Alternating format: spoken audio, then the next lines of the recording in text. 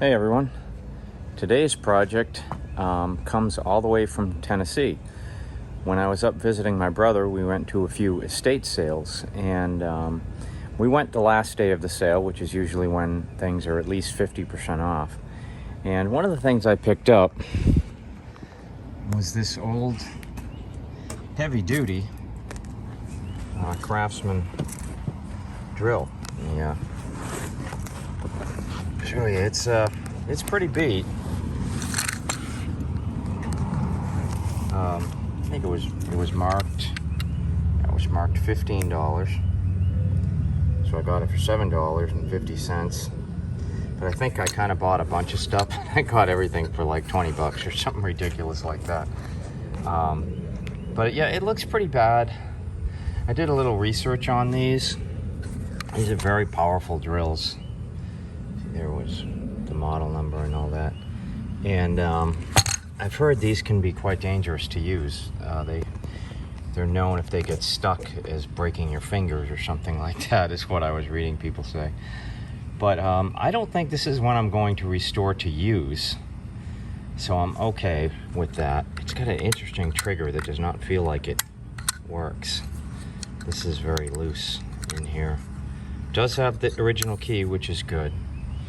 Another interesting feature is, I guess this here is for a handle, and it really just looks like it's a 1/2-inch pipe. I mean, it looks pretty coarse threaded. So I'll try that. Maybe I can make an extra handle if I've got a piece of 1/2-inch pipe, which I think I do. But anyway, it's pretty sorry looking. So I think the first step is to inspect the cord. And overall, I don't know if this is an original cord. What's that say on it? Just says connect to grounded outlet. It doesn't say Craftsman on it, but you know, the cord, I mean, the strain relief is out, but the cord looks to be in pretty good shape. So actually, these are pretty easy. This is out, but you can just actually screw it right back in, and you've got your strain relief in place again. But let's apply some power to it and see if it moves. So let me get my tripod, and we'll give that a shot. All right, so my cord, as always, is hooked up to a breaker in the garage. It's then hooked up to a power strip, and here's another power strip with a switch on it. Always going to be very careful. We're going to plug that in before we pull this trigger and see what it'll do. Be interesting to see if it works. I mean, it really looks like it was almost driven to death. Now I'm being careful, since this casing is metal, probably that's aluminum, but I'm only going to touch it with one hand when I try it, just in case it's possible you could get a short out of it. So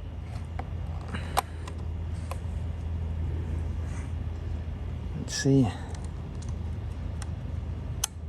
Well, make sure the power strip's on. I think it is.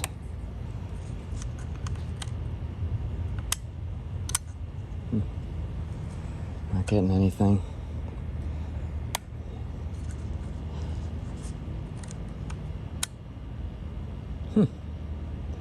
Well, I mean, listen. It almost feels like. Let me unplug it.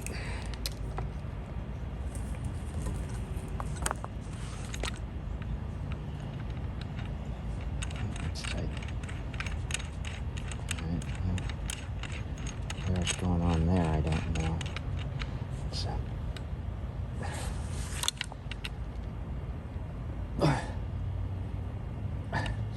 All right, so the chuck seems to be stuck.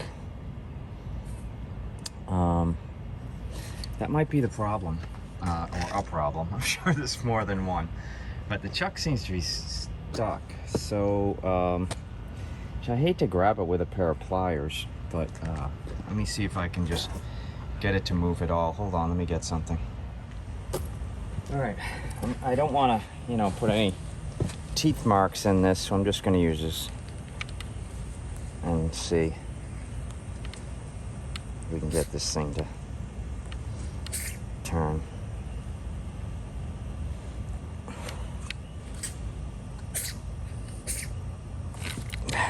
All right. Okay.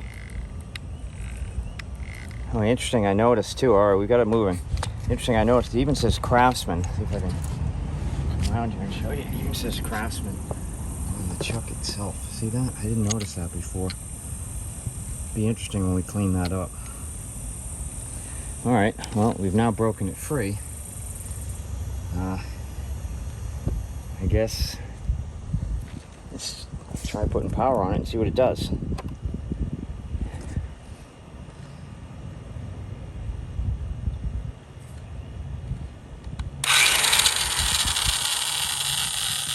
So weird. All right, well, it works. It's very slow. I don't want to run it too much. I want to oil it up. So let's take care of that. All right, so now that we know it works, I don't know how well it's actually working, but so oiling a chuck is pretty easy, actually. You can just put some oil in there. I'm using 30 weight motor oil, and just around anywhere that's moving parts. I'm gonna put some down in here as well and sink in.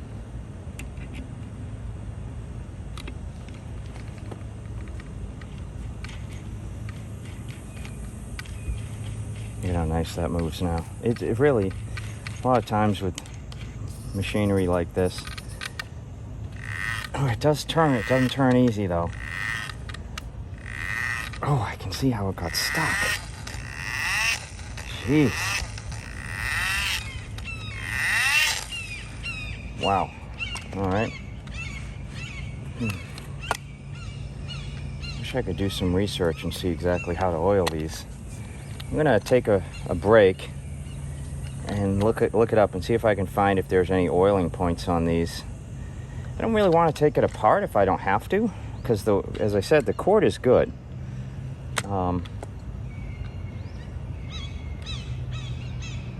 So let me just see what I got to do. I'll be back. All right, I've moved into the shade. It's just way too hot today in the sun. It's 94 degrees. And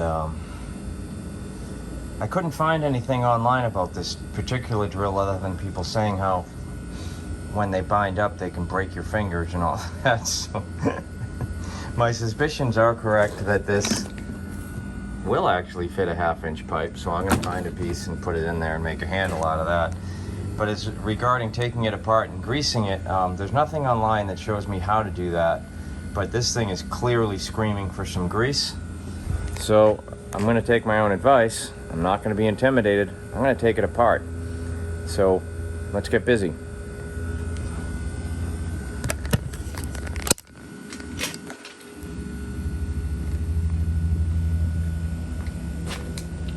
All right, it looks to me, for the most part, there's these 2 Phillips screws in the front. I'm going to need something longer than that. The odd red Craftsman Phillips.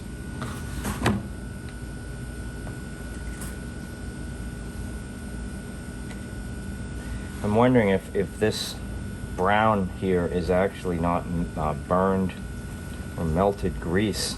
Let me get my metal screw holder. I definitely don't want to lose any parts from this.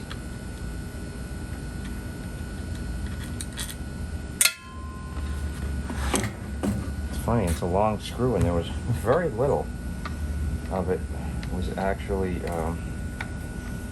holding the drill.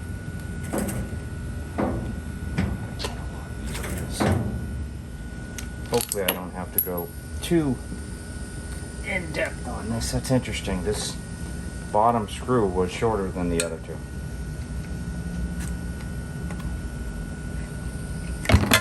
Oh great. That's exactly what I didn't want to happen, is if things fell apart and I didn't see how they went together.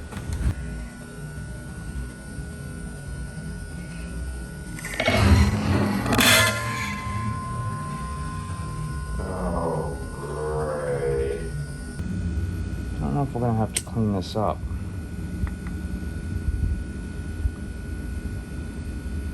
I don't know. I don't think so. Of course, now I'm gonna have to screw with those magnets. And see inside, it looks pretty clean.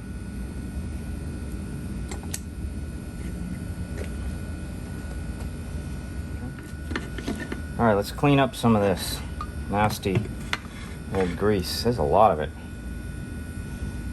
I wonder if it was over greased, and it is pretty hard. It's not soft, so some of this grease is very, very old.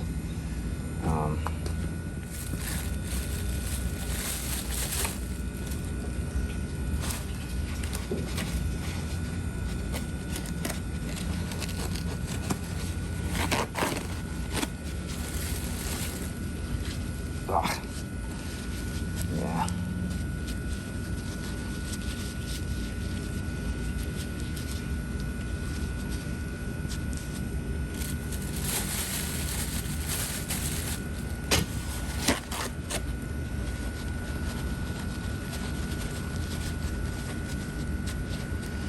Looks like someone added grease, but didn't clean out the old grease, and they over greased it, which is probably what that is. Grease came out. Yeah, see under that? It's burnt grease. Well, the good news is that then should be pretty easy to clean up. And look at how nice the finish is under that. That's been there for a long time.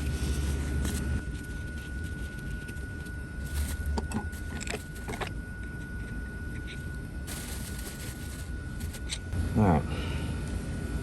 Let's get this thing cleaned up. That grease is not that bad.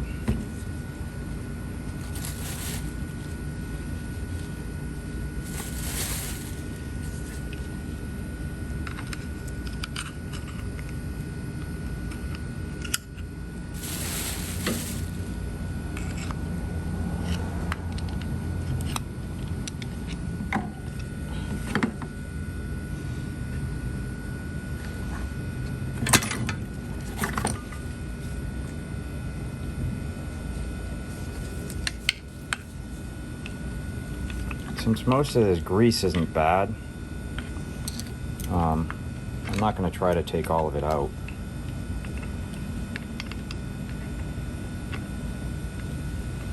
It's odd why somebody put so much grease in it, but it doesn't need that much.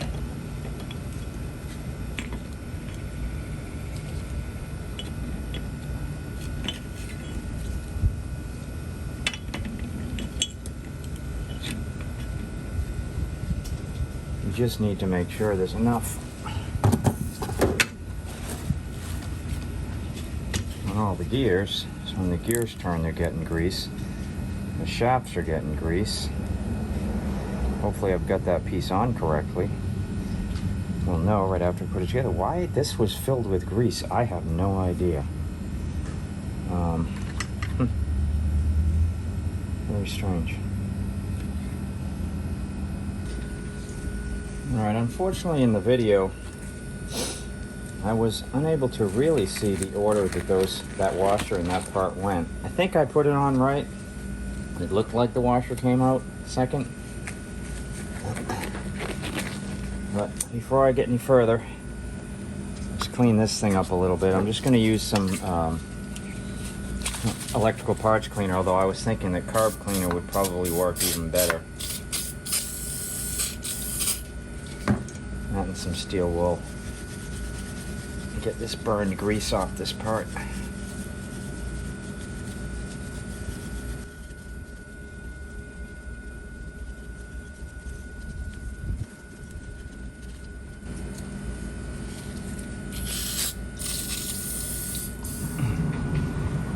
Alright, so I'm going to take this apart and take the brushes out,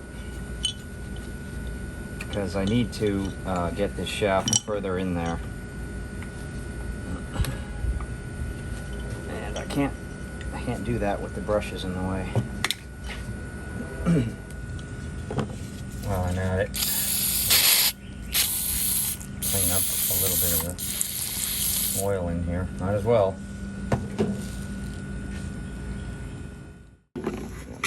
caps I gotta put back on.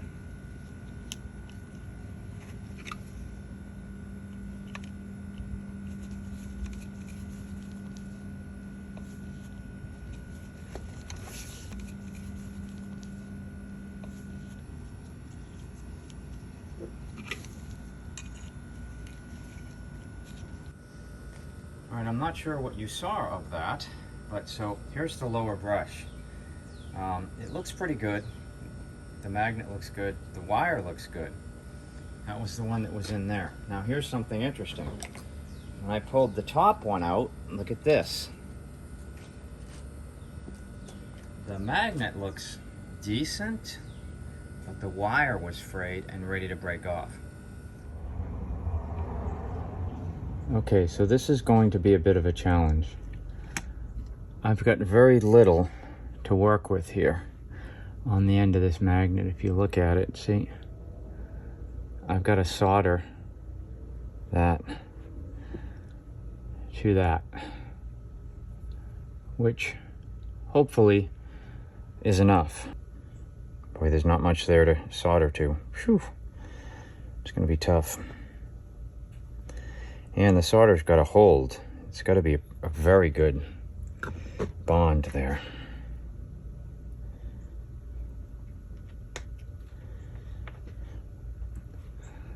All right, can you see what I'm doing? Hopefully.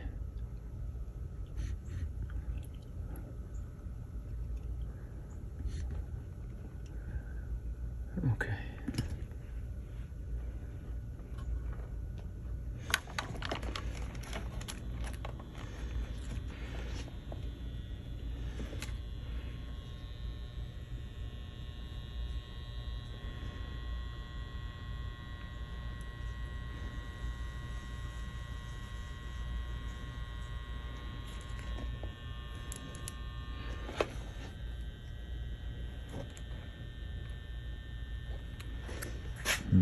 This is when having weak eyes can really cause a problem.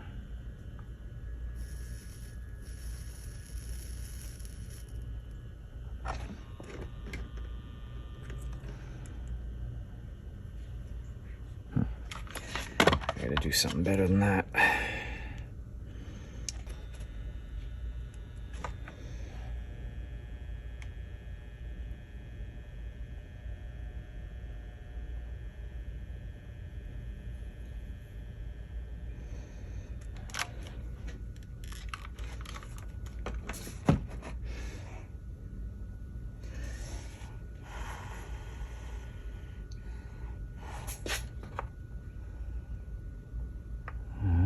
Looks like we've got it. We'll make a second attempt as soon as that magnet cools off. What I need here is a heat sink.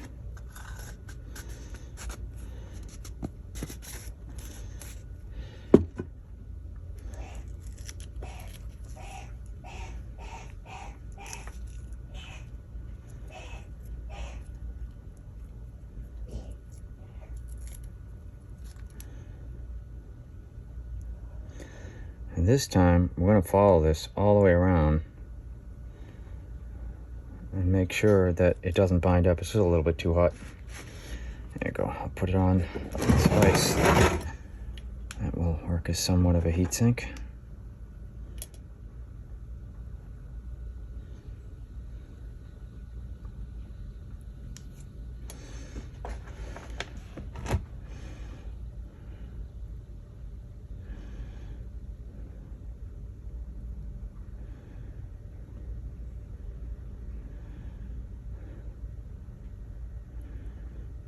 We're good. We're still good. So weird. I mean, it looks fine. I don't know what happened last time to screw it up. I don't think this is an ideal fix, but until I actually know that I can get brushes somewhere, this is my only option. Now this is in the middle all the way through. All right, let me pull those down. We just got these last couple. 1, 2. Now we're in the middle. Gently let it out.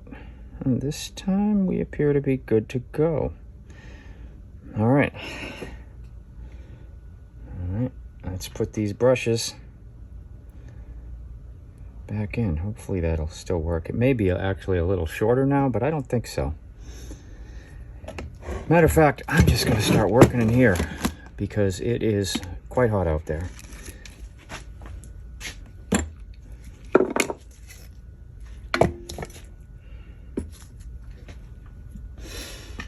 All right. This should be cake now.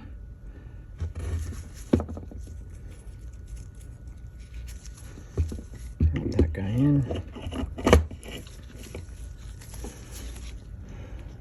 So the brushes, see how these are square holes? That's how they go in. That's why these holes are square. So that those can fit right in there. When you get that in there,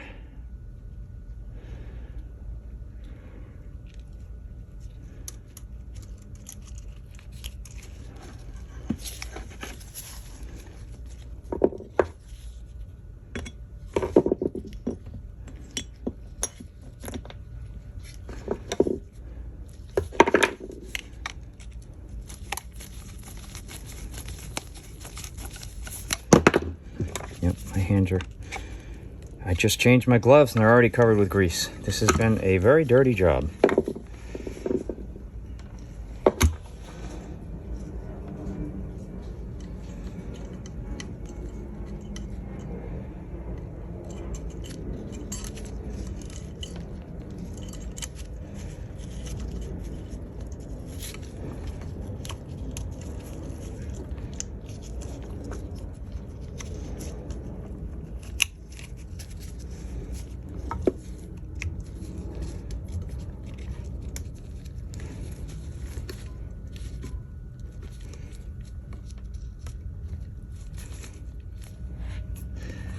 Okay, I got the,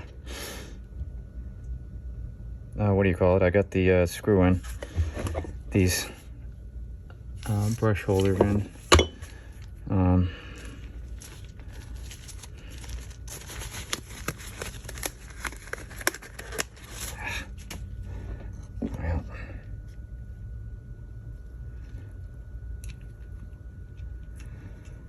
next up, got this plate. And remember, this plate goes the concave side in. It's in, it's tight. You get grease where we want it.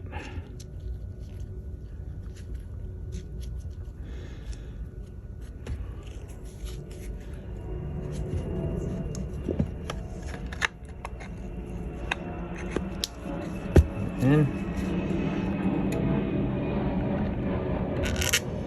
2 long screws. You know what?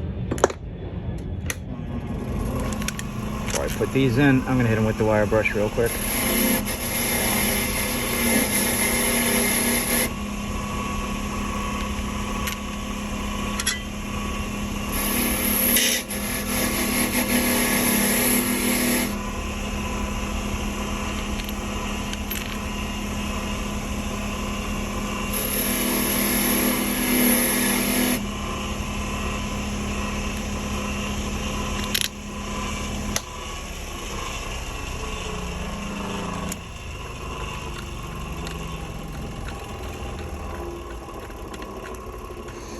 My hands are going to smell like axle grease for a week.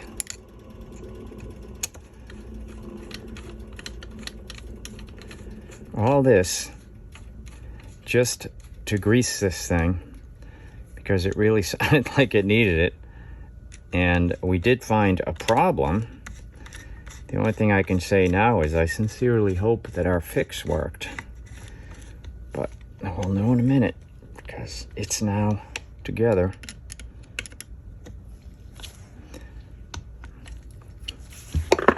Let's plug it in and see what it does.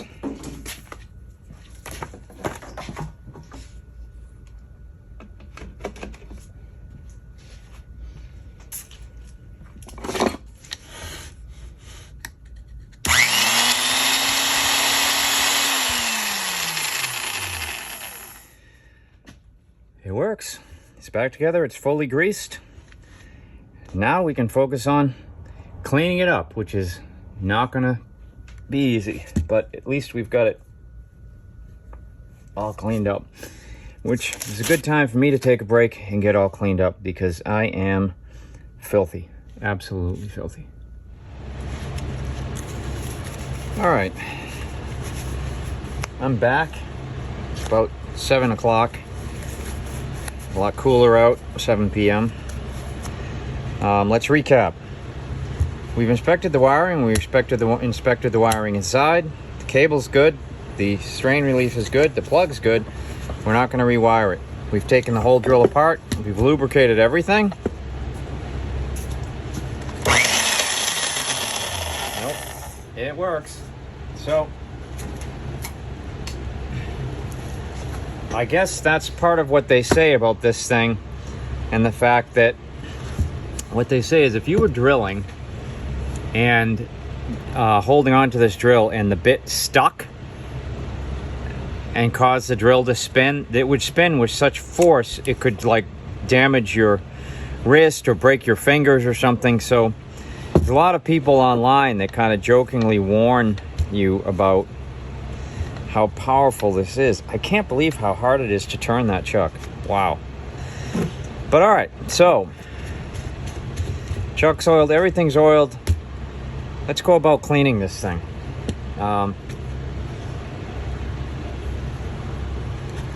And while we're at it, I want to see. I'm going to go through and look because coincidentally, I think,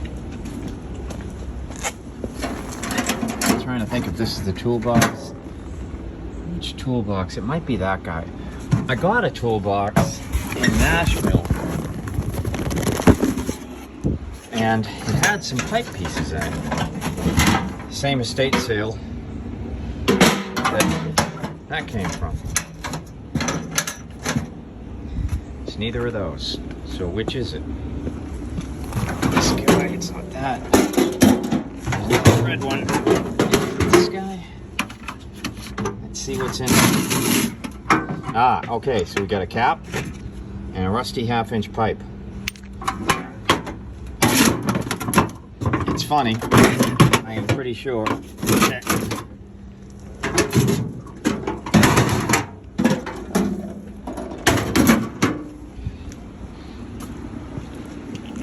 Okay, so we found a 1/2-inch pipe. Let's look.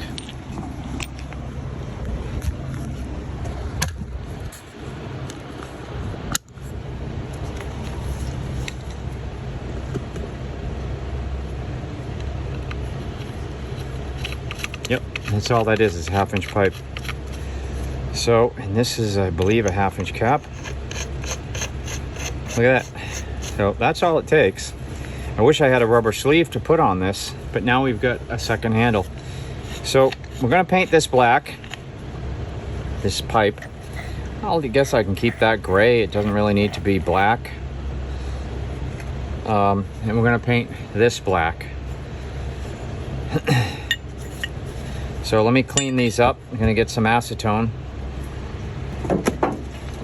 So the acetone is to, wow, look at how dirty that is inside, is to remove any grease that would cause the paint not to adhere or bubble or whichever. I think I'll prime this just for the hell of it.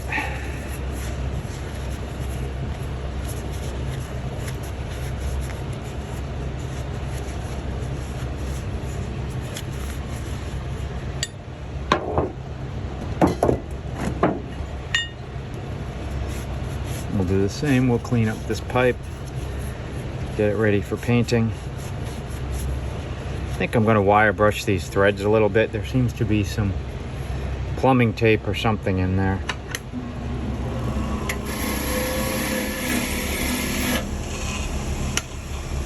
Okay. Ready for priming and painting. Let's take care of that now. Alright, so I am going to use rust reformer because this pipe is kind of rusty. The handle isn't, obviously. I believe the handle is probably aluminum.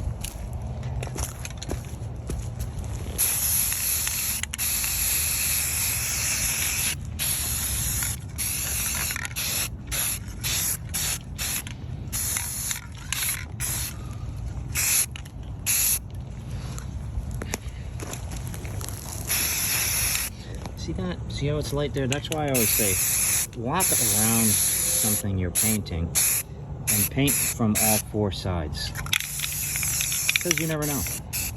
You might have just missed something. Alright, it'll be dry in about 10-15 minutes. I'll put the black on and then tomorrow I should be able to handle it. Alright, this is going to be interesting. Cleaning this stuff up. Let's try a couple things. Let's be educational. Burnt grease. You got acetone, you got electrical parts cleaner, and we've got this foaming glass cleaner. This stuff works great. Will it work great on this? I don't know. Might. I want to be careful. I don't want to get this stuff inside it. The electrical stuff, I wouldn't care if it got inside it. It wouldn't do much.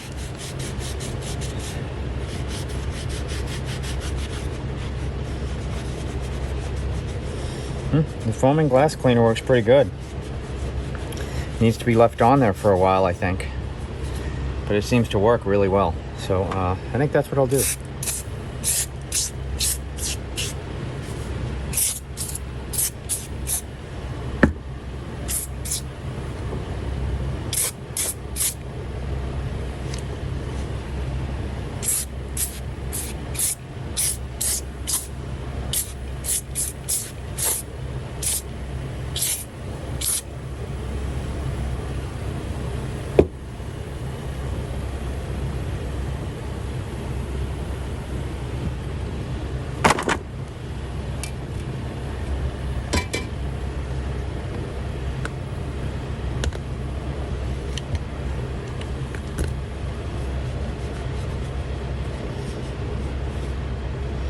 That is really thick grease.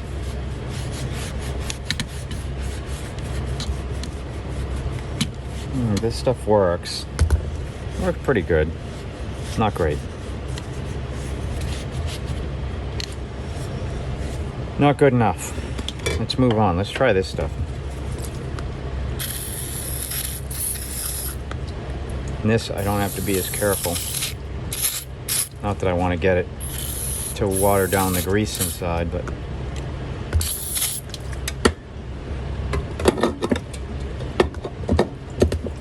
let's see how well it works. Oh geez, look at that. Oh, this stuff works great. All right, electrical parts cleaner for the win. We're not even going to move on to acetone until we're ready to paint, because look at how clean it got in there just immediately. So we just went from that simple wipe it down with this stuff. Takes care of that burnt grease like magic.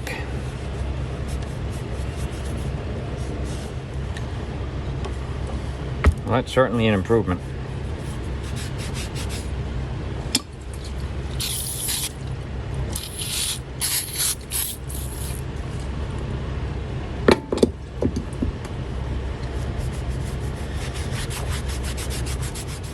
All right. So when I did the Black & Decker, there was a trick that I used that I didn't get to show because the camera overheated. So I'm going to do it here to clean the chuck up, at least in the beginning. Now that glue, I don't know how well this will work on that. Let's see. Does seem to remove glue as well. Pretty wild. Alright, so what I did was clean the chuck of the Black & Decker, and it's too bad we didn't get to see this because it worked like a charm. But the Black & Decker truck didn't have writing all over it. This one does. This has the Craftsman logo and all that other name and all that other stuff on it. So, but let's look. I'm gonna aim the camera.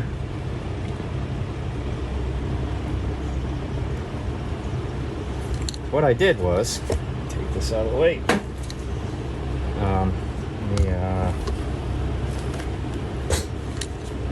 Turn bad power. Good. So what I did was I turned the wire brush on. You want the teeth of this chuck out, and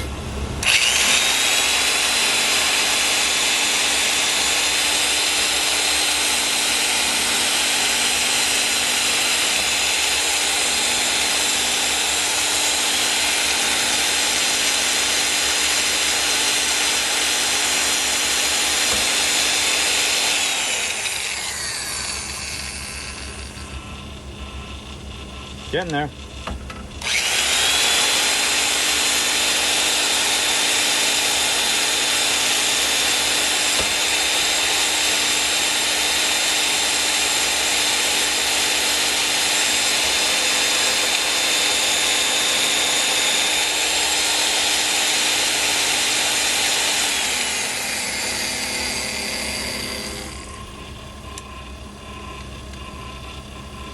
You can almost clearly read it now.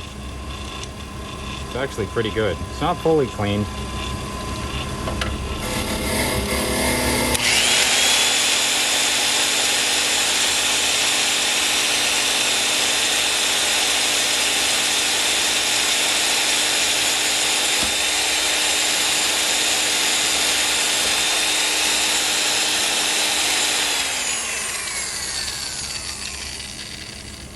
Oh, we're close. Very close. Now you can clearly see Craftsman written right on it.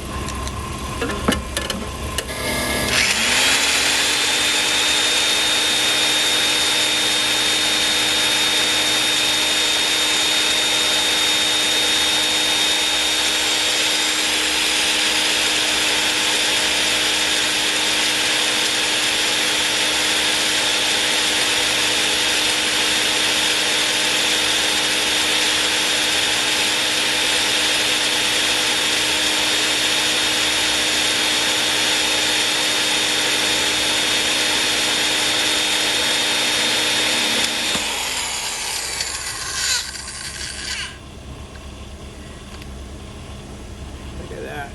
Beautiful. Beautiful.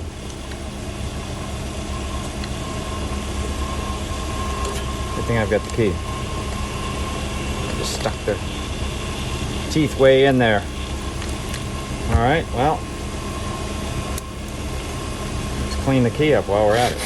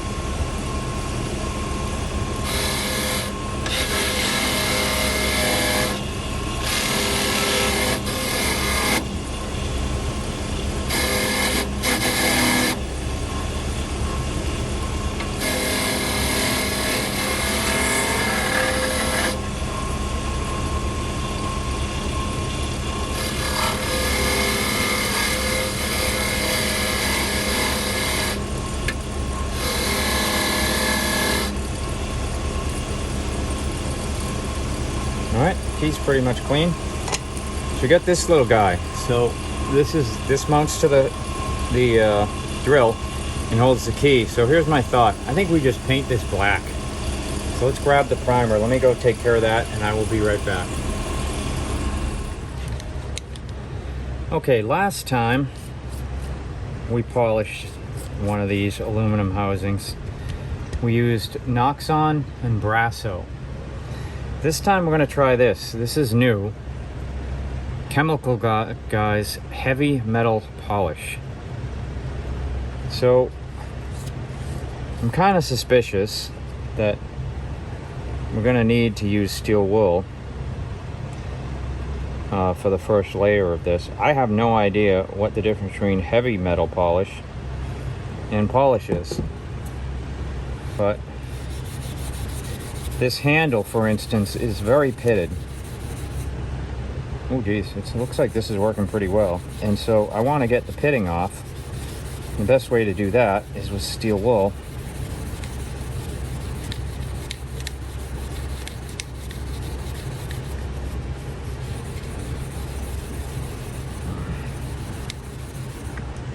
This trigger, we are off now. Yeah, we're off. This trigger is a very different animal. It's very thin, so I can't be too aggressive with it. So I honestly think the trigger would look better painted black, but it looks like it was never painted.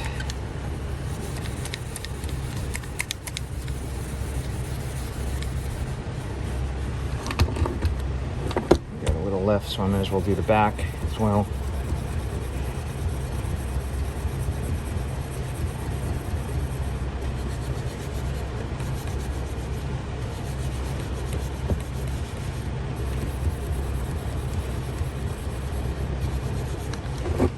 Well,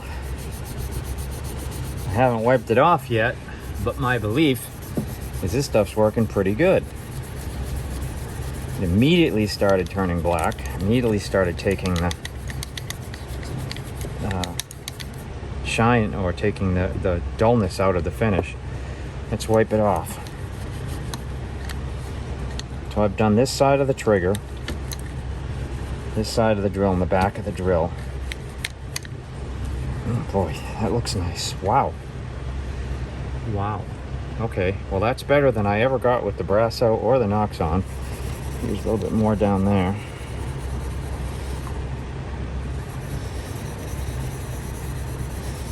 And it was very easy.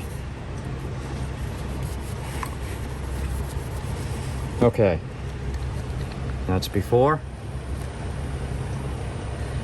And this was 1 minute of the Chemical Guys. So I think we've got a winner here. I like this stuff. I took a chance with it because I knew nothing about it, but I ran out of the Noxon when I was doing the Black & Decker drill, so I wanted to try something new and see, and I'm happy I did. This is really good stuff. It's not hard either.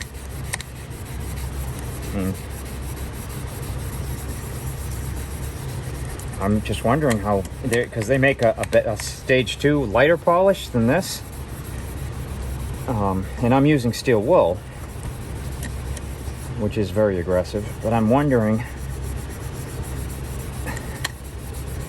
if I used this first and then the lighter polish, what kind of results I'd get. Yeah, I would guess pretty good. Do the front of this.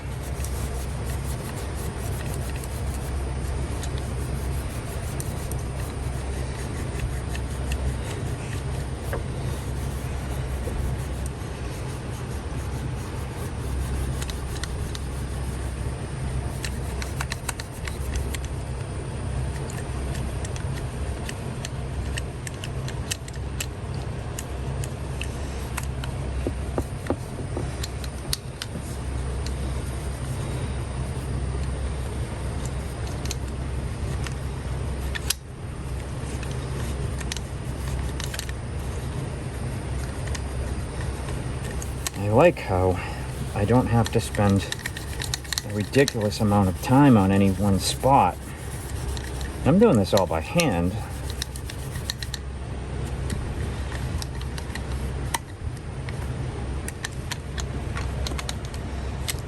Wow, I gotta say, I like this stuff. I really like it. Look at that finish.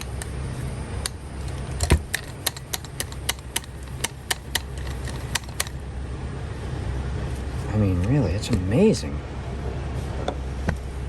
There's a guy who's polished a lot of brass, a lot of chrome, and a lot of aluminum. I like this stuff. And I have to give the obligatory disclaimer. This is not a paid sponsorship. I wish. I just bought it on Amazon, and I'll put a link to it. Wow. Okay. So now comes a more difficult test. We're going to do one of the sides. Probably should get different new pile of steel wool.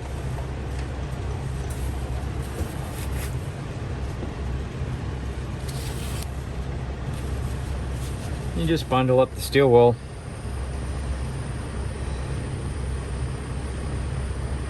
I really don't know how much of this stuff to use, but it seems to work quick. I'm gonna have to get a grip on it because this is quite corroded.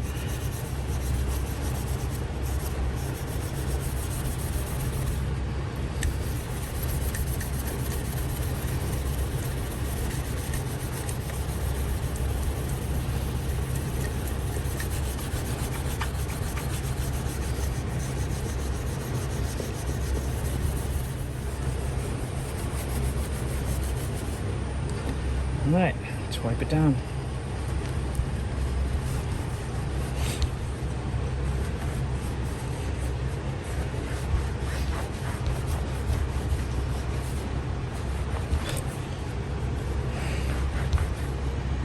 Wow, jeez.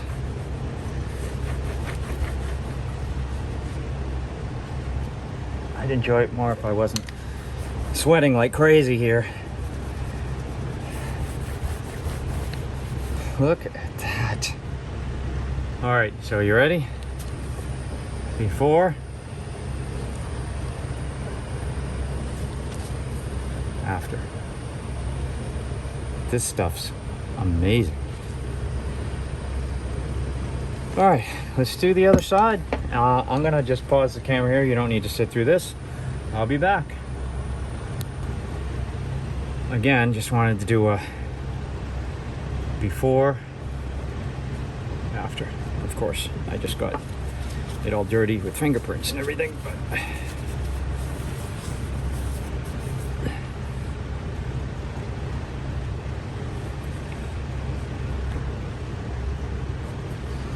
okay, sides are done. Looks great. Let's talk about the top. So here's an issue. You never want to hit that with heavy polish or steel wool, because that black will come off. So you want to be careful and work around it. You can use car wax on it, which I will do, a very light car wax with just a rag, but never use anything aggressive. No steel wool, no nothing. I'm just getting that edge right there. Because if you do, you will have a badge with no ink on it. All right, so we've got to get in these screw holes, which means taking them out one at a time. Something I hate to do since we've got it running. It seems to be balanced and everything. I hate to just monkey with it. But there is a lot of burnt grease in those. Fortunately with this, it really doesn't take any time at all to get it out.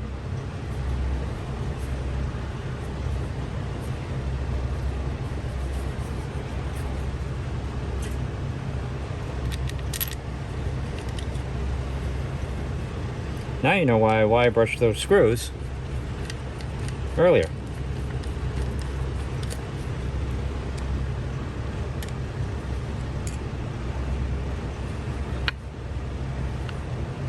Got most of it out of that one, just with the steel wool.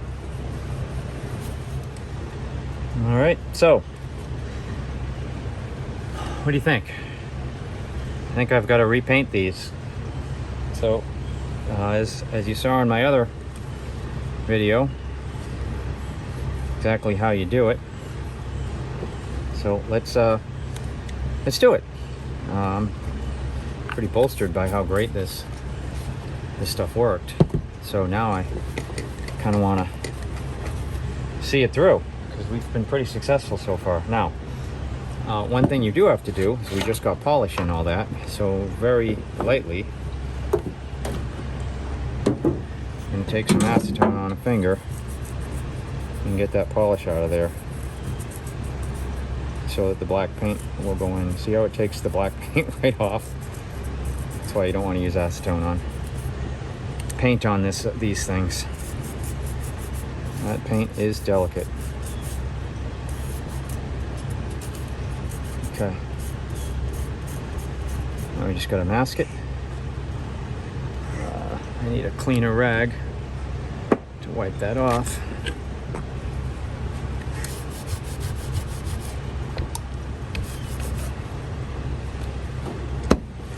All right, let me mask it, and we'll hit it. I'll be back. All right, I've got the other side masked off. Figured I'd just show you. You know, a lot of people are paranoid about masking. It doesn't take that long.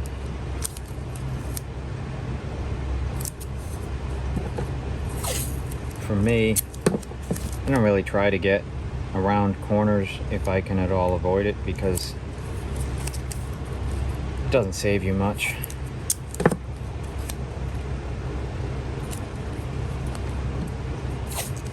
So find your best angles, like there. Do it right above it, same thing.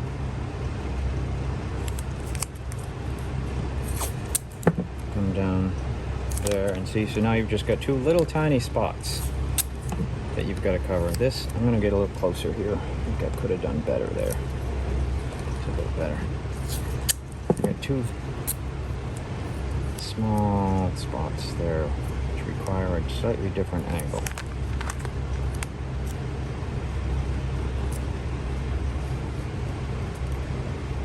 And, you know, you run your finger around it. All right. Now, I got my book of Microsoft Office masking paper. So let's mask that down.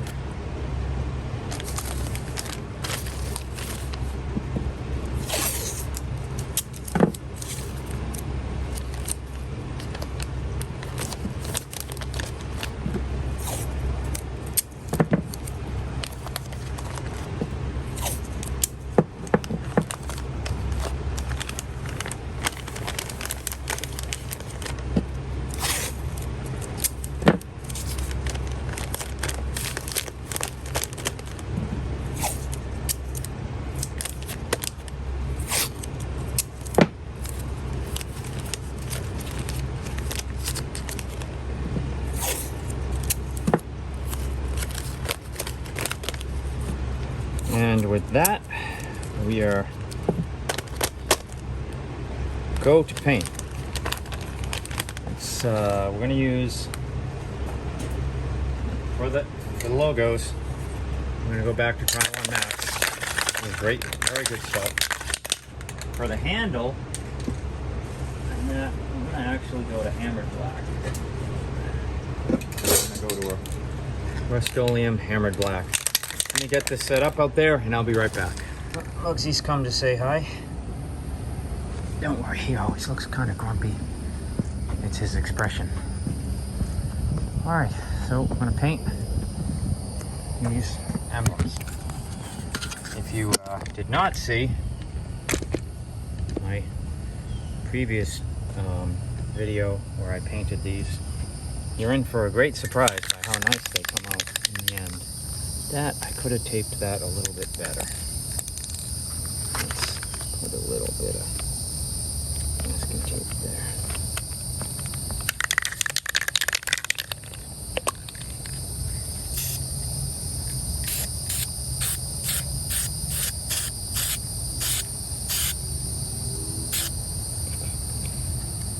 I'm going to give that a minute to sit before I flip the drill over. And I'm going to go over and paint these guys. handle, and these parts are all going to be hammered.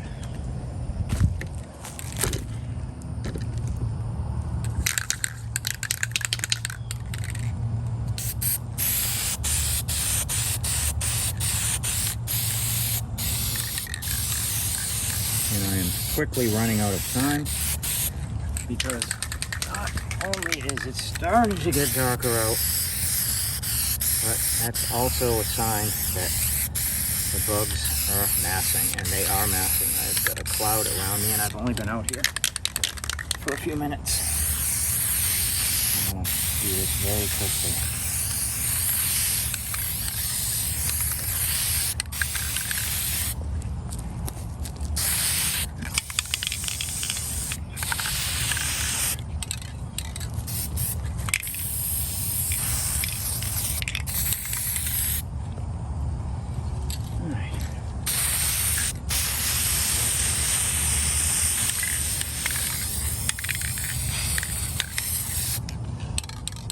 Good finish.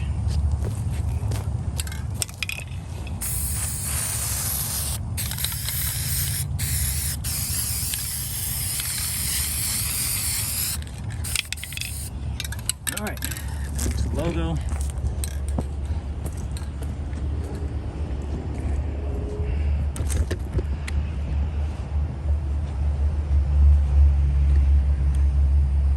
Make sure that I've got enough paint on it. Nope. In fact, I didn't clean off the. I used acetone. You can see, did not do a great job.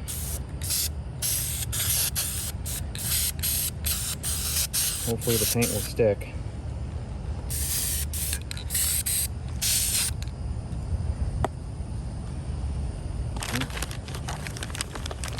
Now I believe I can flip this because it doesn't rest on that. It actually rests below it.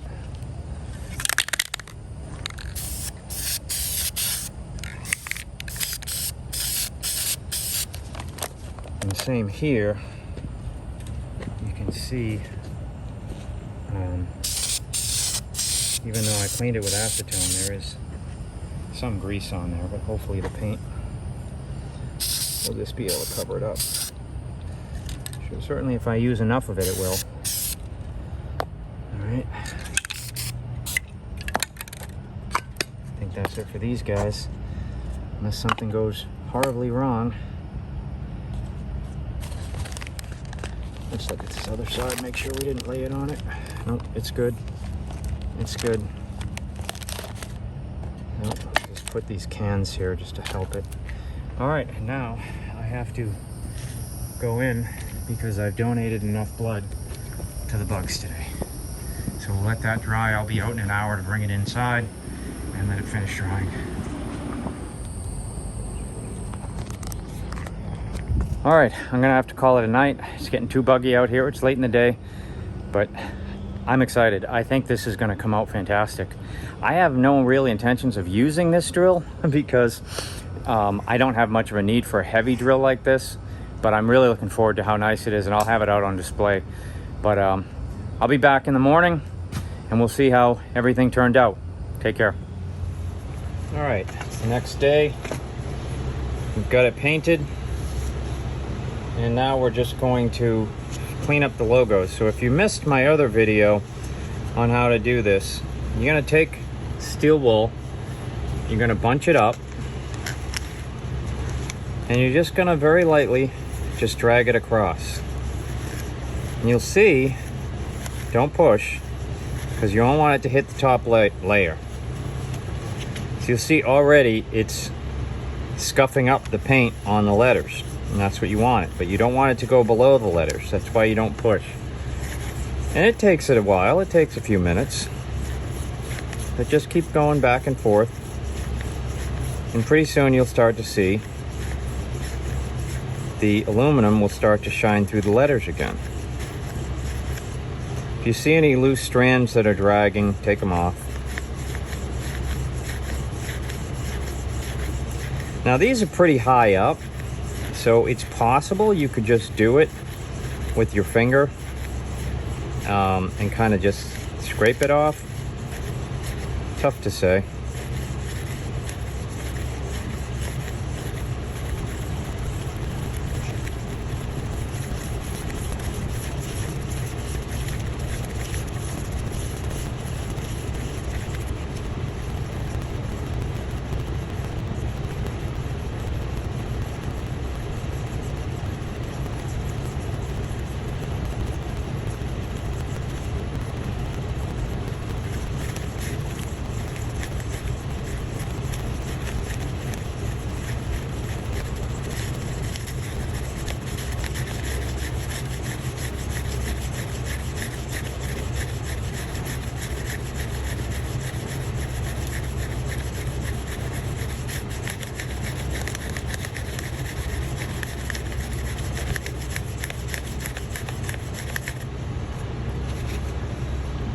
About 90% of it off. So I'm just gonna see. Some of this stuff is pretty stuck. Sometimes you can just take the little bits off with your fingernail, but in this case it doesn't seem like the paint really wants to let go.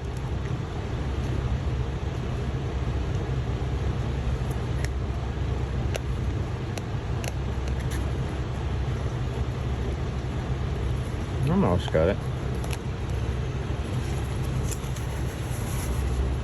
Another minute or so, I'll have it.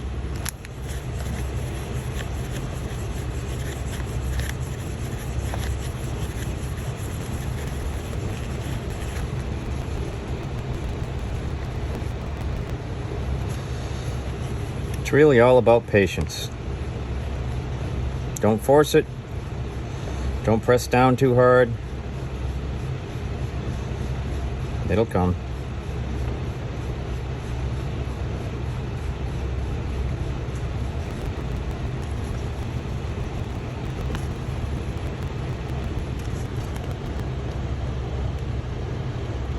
This little bit on the end that just doesn't want to let go.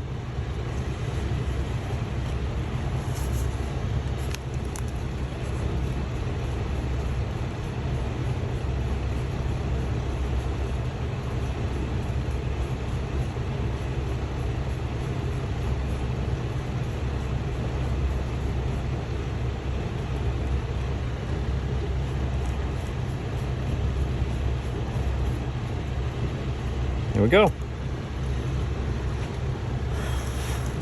right, I'm not going to bore you with the other side. Let me get that done, and then we'll take the masking tape off.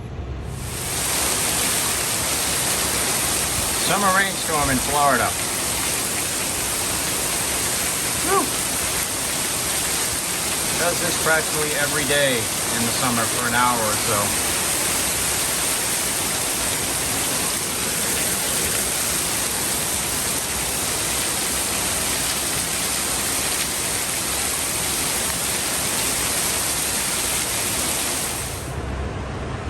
All right, we got both sides done. Let's take the masking tape off.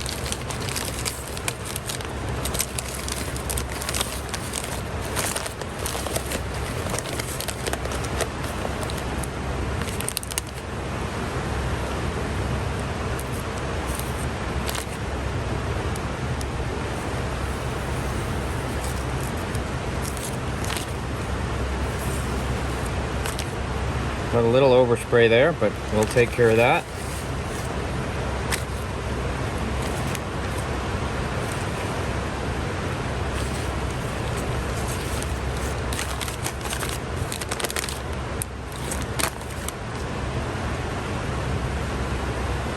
For that, you just take a little bit of steel wool. Same as with the letters, but here you can be a little bit more aggressive with it. There's much less chance of you getting in there when you're just riding the edge.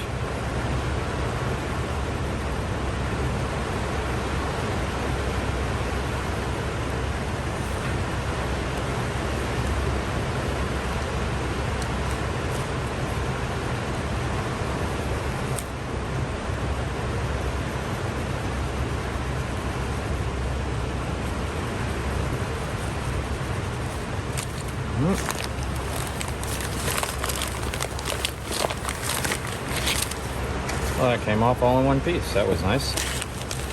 That was convenient. All right, let's get the overspray off here.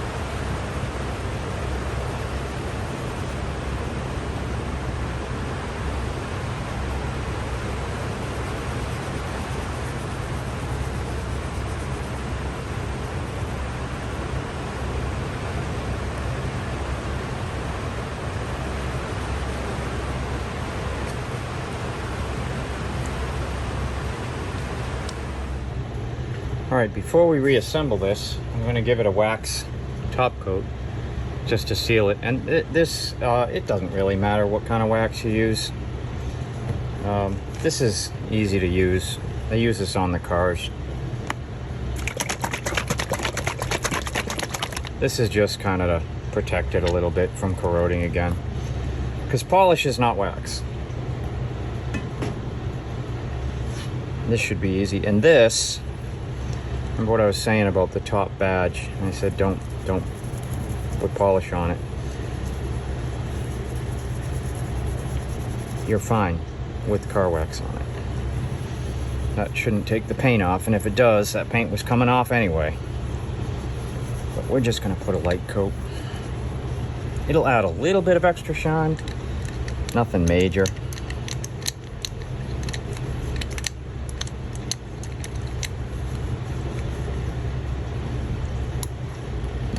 I'm just using one of these pads from polishing the Buick.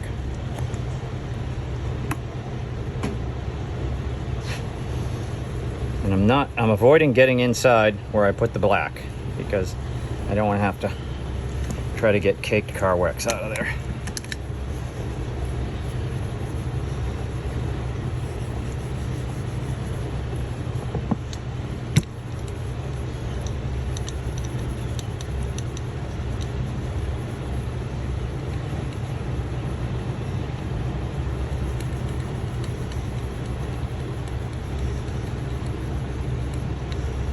All right, I'll just let that dry for a couple minutes, take that off, and then it's pretty much time for reassembly.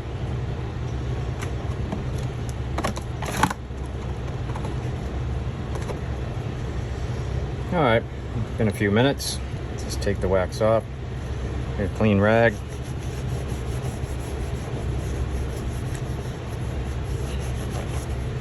It just adds a little bit of shine, extra shine to it.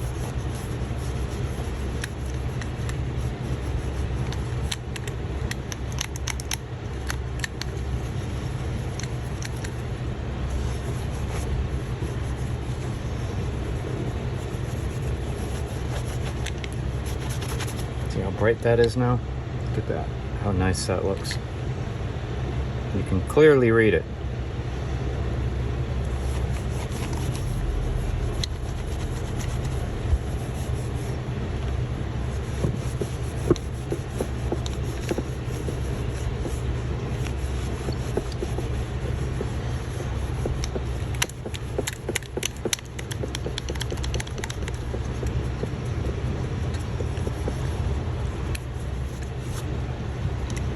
Alright, well, let's see. Here's our black handle. Came out really nice with the hammered black.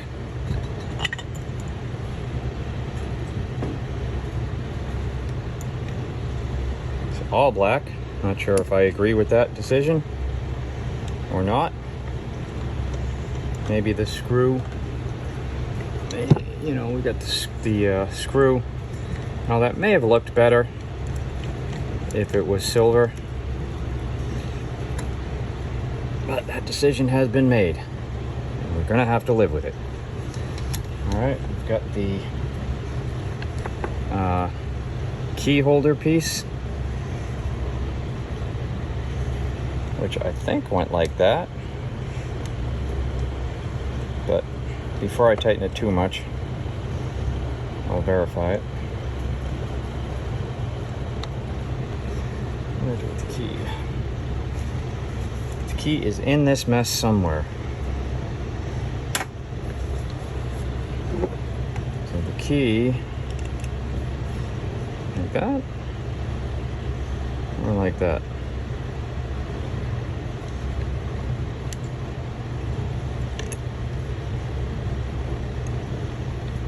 Doesn't look like it would have fit like that, unless it was like that. Nope, it must have been like that.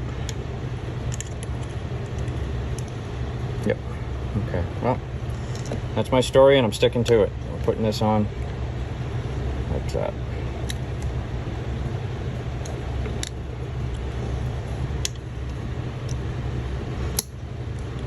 Key. All right, we're assembled. The only thing left is the handle. So I've got my pipe painted. I got rained on, so I'm gonna let it dry, and I've got my cap unpainted because it's already gray. I got one other idea, and for that last idea I'm gonna have to delay this until tomorrow. So I'll be back soon. All right, for my last gratuitous and totally unnecessary step, what I'm going to do is on this pipe, I'm going to put some shrink tube on this pipe just to give it a little bit of padding, so it's just not, you're not just grabbing bare metal. This is absolutely an unnecessary step, and I'm not even sure how well it's going to work.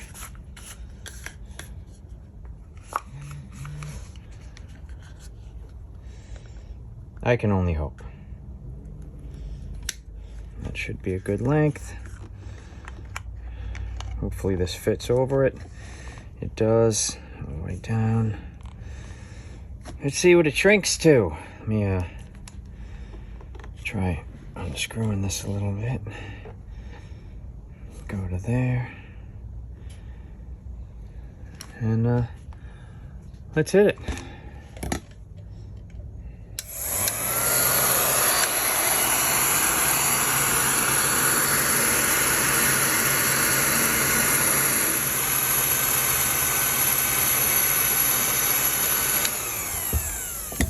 Okay, we're good, except for we are a little bit too long or too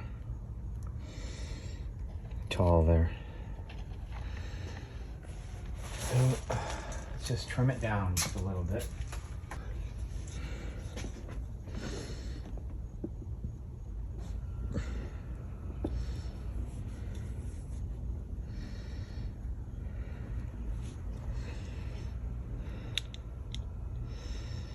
I'm just going to follow this thread line all the way around.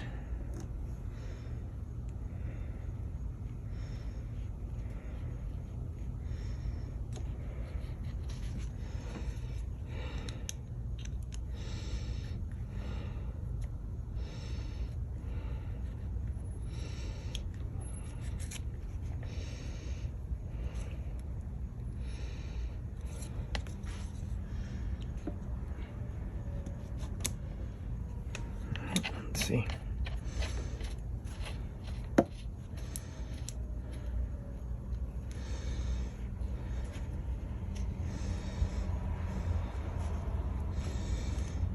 All right, so there you go. You be the judge if my little padding I added here was actually worth doing. All right, there it is close up. You get some grip and just a little bit of padding. And that's it, that's the final step. We are done with this late 50s, early 60s Craftsman heavy drill restoration.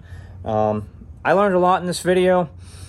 I learned a lot about the type of drill. I learned how powerful they are. They're listed as 5/8 plus horsepower, which is close to 2/3 horsepower, and that's why they warn you with these. If it gets away from you, if you're drilling in and the bit binds and the drill swings around, then it can probably, very likely, injure your wrist. But I also learned, you know, I got out of my comfort zone. I took the entire drill apart. I cleaned it all up. I lubricated it. I got the brushes fixed, and it now runs probably as good as new. I'm really happy with that. And I learned that Chemical Guys heavy metal polish is really good stuff. I'll be using that a lot in the future. So please like and subscribe. You know, if you like this type of content, that helps the channel grow, really helps me. It kind of inspires me to keep making these videos. And, you know, if you've got a project like this, as I always say, don't be intimidated. I just did it. You can do it and probably have fun doing it. So just go out, get busy. Take care.